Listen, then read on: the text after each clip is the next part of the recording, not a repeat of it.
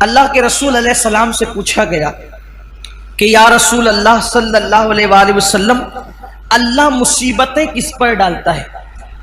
اللہ تکلیفیں کس پر ڈالتا ہے؟ تو میرے آقا علیہ السلام نے فرمایا سب سے بڑی آزمائش اور مصیبت اگر کسی پر آتی ہے تو وہ پہلے انبیاء کرام پر آتی ہے۔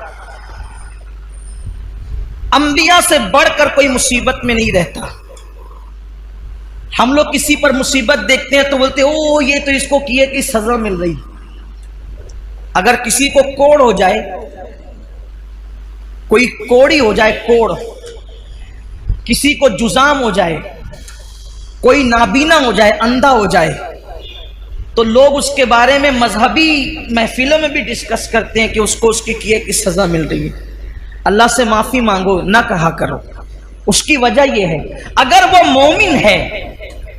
مومن ہے اور کوڑی ہو گیا، جزامی ہو گیا، ہے مسلمان، تو اللہ تبارک و تعالیٰ ان لوگوں کو اس وقت جنت میں داخل فرمائے گا ابھی تک لوگ قبروں سے کچھ اٹھے ہوں گے، کچھ اٹھنے والے ہوں گے، اس سے پہلے اللہ ان کو جنت میں داخل فرمائے گا۔ میں ابھی حدیث پڑھوں گا اس پر آپ کے سامنے۔ اس لیے کسی مسلمان کی تکلیف پر کوئی ڈسکس نہ کیا کریں، کسی مسلمان کی مصیبت پر کوئی، کچھ لوگ نابینا ہونے پر بھی کہ کوئی اندھا ہو گیا، اچھا تھا اندھا ہو گیا، اس پر مذاق اڑاتے ہیں۔ مذہبی حلقوں میں باضابطہ اسٹیجوں پر مذاق اڑایا گیا ان بزرگوں کا جن کو آخری عمر میں لمبی عمر ہونے کی وجہ سے یا ضعف ہونے کی وجہ سے آنکھوں کی بینائی چلی گئی تھی، کیا کیا ان کو نام دیے گئے۔ حالانکہ لوگ یہ بھول گئے کہ حبر الامہ، رئیس المفسرین سیدنا عبداللہ ابن عباس رضی اللہ تعالیٰ عنہ بھی آخری عمر میں نابینا ہو گئے تھے۔ لوگ کہتے ہیں اپنے کیے کی سزا بھگت رہے، میں کہتا ہوں ابن عباس نے کیا کیا تھا۔ حضرت جابر ابن عبداللہ انصاری جن کے گھر حضور علیہ السلام کی دعوت مشہور ہے، آخری عمر میں وہ نابینا ہو گئے تھے۔ کئی صحابہ کے نام لیے جا سکتے ہیں جو آخری عمر میں نابینا ہو گئے تھے، لیکن یہاں تو بس علم نہیں ہے، بلکہ اگر کچھ پڑھا، ہم نے کچھ پڑھ بھی لیا ہے تو ہمارے علم پر ہماری جہالت غالب آتی ہے۔ کسی بھی مسلمان اور مومن کو تکلیف میں دیکھو، ہم نے کوئی اس پر ڈسکس نہیں کرنا، بس یہ دعا کرنا اللہ اس کی مشکل آسان کر دے اور ہمیں اس مصیبت سے بچا لے۔ جو لوگ نابینا ہو جائیں اور مسلمان ہے، جو نابینا ہو جائیں مسلمان ہے، یا پیدائشی نابینا ہو یا بعد میں اندھے ہو جائیں بڑھاپے کی وجہ سے یا کسی مرض کی وجہ سے، کسی تکلیف کی وجہ سے، ان کے لیے بشارت یہ ہے کہ اوروں کے لیے اللہ تبارک و تعالیٰ کبھی کبھی تجلی فرمائے گا، یعنی کبھی کبھی پردے اٹھا کر کے ان کو اپنا دیدار کرائے گا۔ لیکن جو نابینا ہو گئے تھے اللہ فرمائے گا میں نے تم سے آنکھیں چھین لی تھی اور تم نے اس پہ صبر کیا تھا، اب جب تک تم چاہتے رہو گے میں تمہیں دیدار عطا کرتا رہوں، جب تک چاہتے رہو گے میں تمہیں دیدار عطا، مگر شرط یہ ہے کہ وہ صبر کریں۔ دیکھو مصیبت آئے تو صبر شرط ہے۔ جو مصیبت میں واویلا کرے ناکام ہے، مصیبت میں شکوہ کرے ناکام ہے، مصیبت میں شکایت کرے ناکام ہے، لیکن جو صبر کرے، صبر اصل چیز ہے۔ صبر، سارے انعامات اس وقت ملیں گے جب وہ صبر کرے۔ آقا علیہ السلام نے فرمایا سب سے زیادہ مصیبت نبیوں پر آتی ہے، پھر جو نبیوں سے قریب ہوتے ہیں ان پر آتی ہے، پھر جو ان سے قریب ہوتے ہیں ان پر آتی ہے۔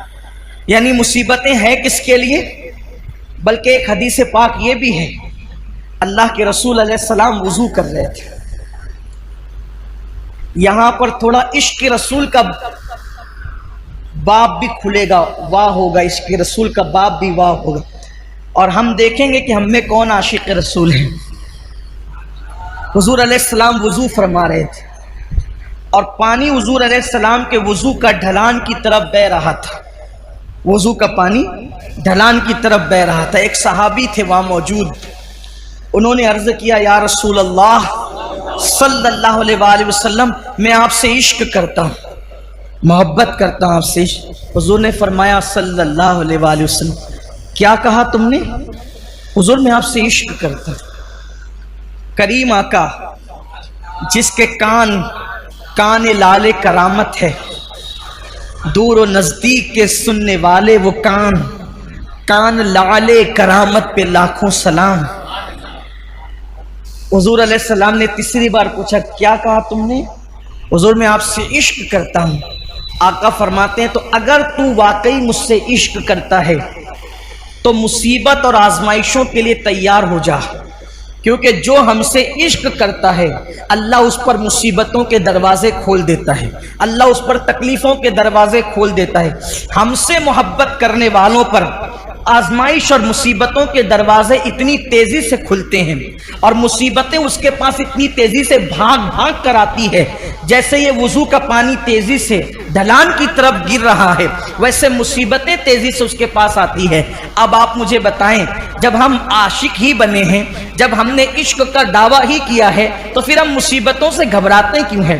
ہم بلاؤں سے گھبراتے کیوں ہیں؟ اس لیے کہ مصیبتیں تو عاشقوں کے لیے ہے، مصیبتیں تو محبوب سے محبت کرنے والوں کے لیے۔ آپ دیکھیں، جس کو ہم مشکل کشا کہتے ہیں، پوری زندگی مشکل میں گزری، جس کو ابن مشکل کشا کہتے ہیں، اے دل بگیر دامن سلطان اولیاء یعنی حسین ابن علی جان اولیاء، پھر ان کی مصیبتیں دیکھ لیں، پھر سیدہ زینب پاک کی مصیبتیں دیکھ لیں، پھر جناب غازی عباس کی مصیبتیں دیکھ لیں، پھر اسی طریقے سے اونا محمد کی مصیبتیں دیکھ لیں، پھر سیدہ سکینہ کی مصیبتیں دیکھ لیں، اسی طریقے سے جو ہے اللہ اکبر سیدہ بی بی پاک سیدہ فاطمہ الزہرا کی ان کی خود کی مصیبتیں دیکھ لیں۔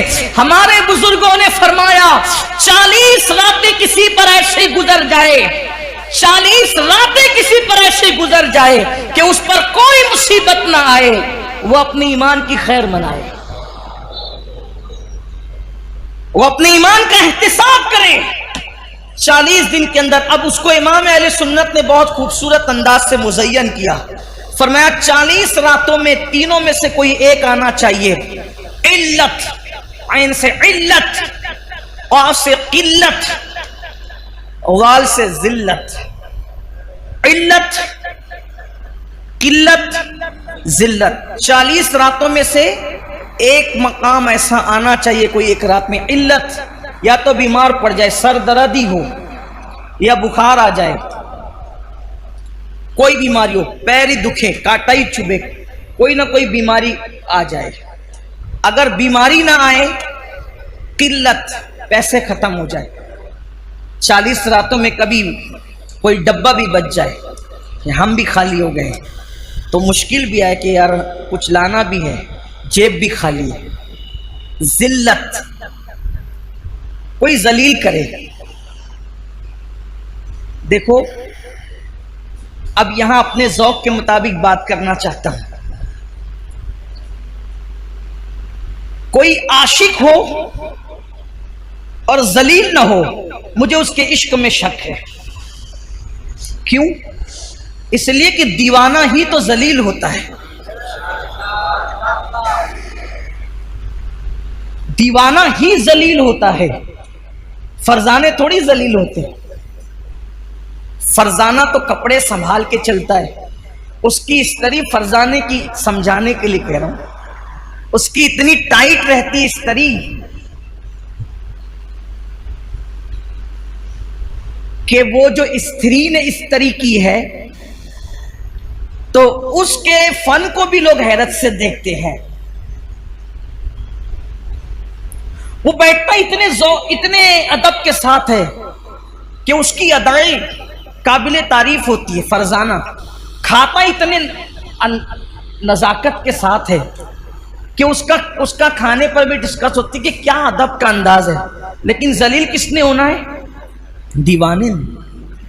اس کے تو بال ایسے، اس کا تو لباس ایسا، اس کا تو گفتگو کا سمجھانے کے لیے کر دیوانہ، یہ دنیا کا دیوانہ ہے جو ذلیل ہوتا ہے۔ ارے جو دنیا کی محبت میں دیوانہ ہوا جب وہ ذلیل ہوتا ہے تو جو سب سے بڑے محبوب اعظم، محبوب رب اکبر، سارے انبیاء کے خداؤں کا، سارے انبیاء کا خدا، معاف کیجئے خدا، سارے انبیاء کا خدا، سارے نبیوں کا خدا، سارے رسولوں کا خدا جس سے پیار کرے وہ محمد الرسول اللہ ہے۔